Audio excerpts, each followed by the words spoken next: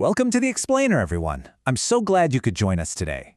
We are putting on our expert investment analyst hats and sending a healthcare giant through what I like to call the valuation gauntlet. We're going to interrogate Humana Incorporated's Q1 2026 data using a really rigorous multi-guru framework. We'll apply the legendary investment philosophies of Warren Buffett, Peter Lynch, and Benjamin Graham, and then round it all out with a discounted cash flow model. It's a high-stakes look at a company facing some truly incredible headwinds right now. Here's our roadmap for today. We're looking at a company snapshot, then putting it through the Warren Buffett, Peter Lynch, and Benjamin Graham lenses, running some DCF models, and wrapping up with a final verdict. Let's dive right in. All right, Section 1, the Humana Company Snapshot. Humana is honestly at a massive crossroads right now. On one hand, they are a colossal machine. Just look at Q1 2026. They brought in $39.6 billion in total revenue. That's a 23.4% jump year over year. They also hit the high end of their guidance with an adjusted EPS of $10.31. So, from a sheer size perspective, this business is an absolute beast. But where is all that cash actually coming from? Well, despite some seriously intense competition, Humana is still the #2 player in individual Medicare Advantage. They hold a really formidable 17% of the national market, sitting just behind United Health Group at 29%. This market share, it's basically the bedrock of the company. But, as we're about to see, that bedrock might have a few cracks. Which brings us to Section 2, the Warren Buffett lens. Imagine the Oracle of Omaha is sitting right here in our investment committee. What's he looking for? He wants a durable economic moat, totally consistent earnings with a high return on equity, manageable debt, honest management, and of course, healthy owner earnings to give us that sweet margin of safety. Let's see how Humana grades out. Okay, looking at the scorecard, the economic moat is a bit mixed. Sure, they have that 17% market share, but their CMS star ratings, which literally drive their revenue, took a massive hit. Only 20% of their members are in 4-star plans for 2026. That creates a brutal $3 billion revenue drag. So for Buffett's earnings consistency rule, that's a hard fail.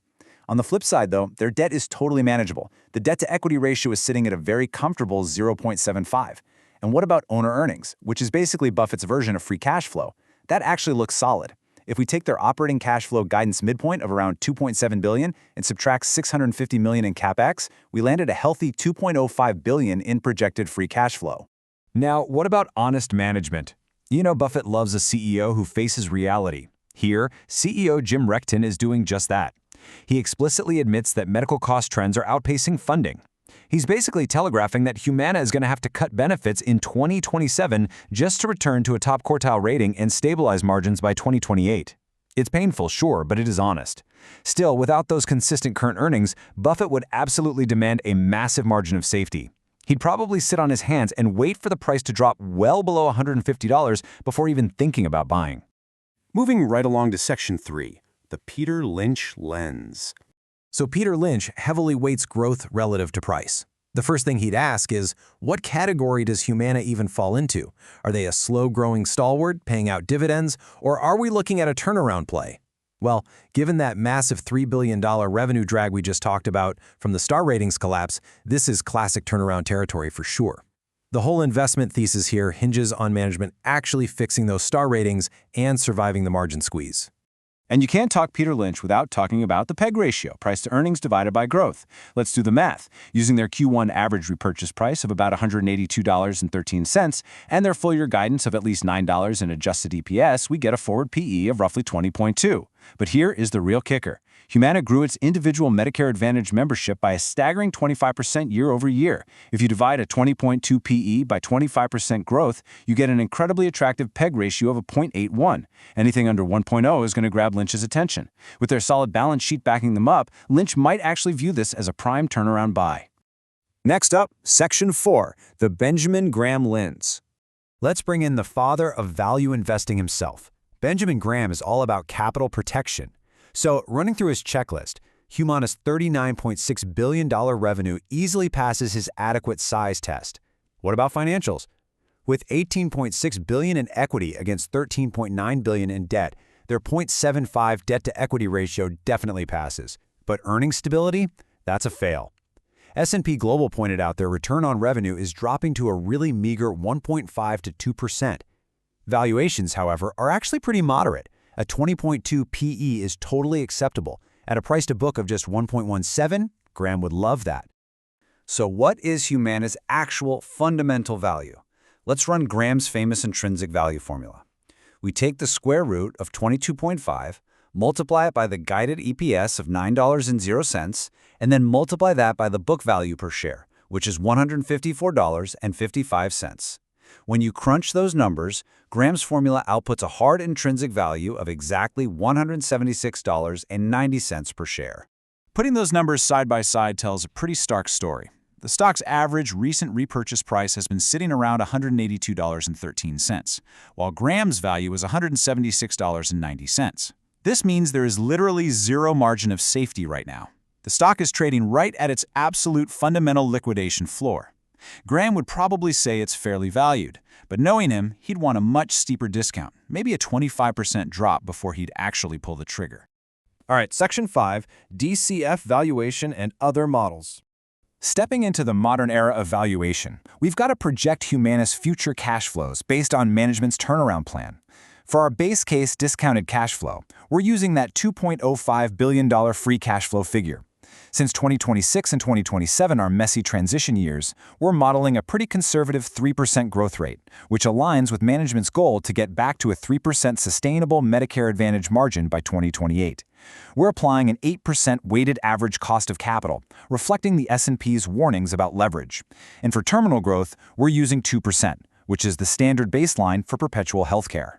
When we plug all that into a sensitivity matrix, take a look at the middle row, our 8% base case. At a 2% terminal growth rate, Humana's fair value sits right at $188 per share. It's actually kind of uncanny how closely this aligns with where the stock is trading today. Just to double-check our work, let's look at two quick alternative models. First, a comparable PE analysis shows Humana is actually trading at a pretty significant discount to its biggest rival, United Health Group. On the other hand, if we run a reverse DCF, which basically asks the model what growth rate is implied by that $182 price tag, it tells us the market expects virtually zero long-term growth. Basically, the market is pricing Humana as if the star ratings drag is permanent. And finally, Section 6, synthesis and final verdict. All right, it is time to bring all our virtual judges to the table. And honestly, our models are telling a remarkably consistent story here. Graham's hard asset formula says it's worth 177.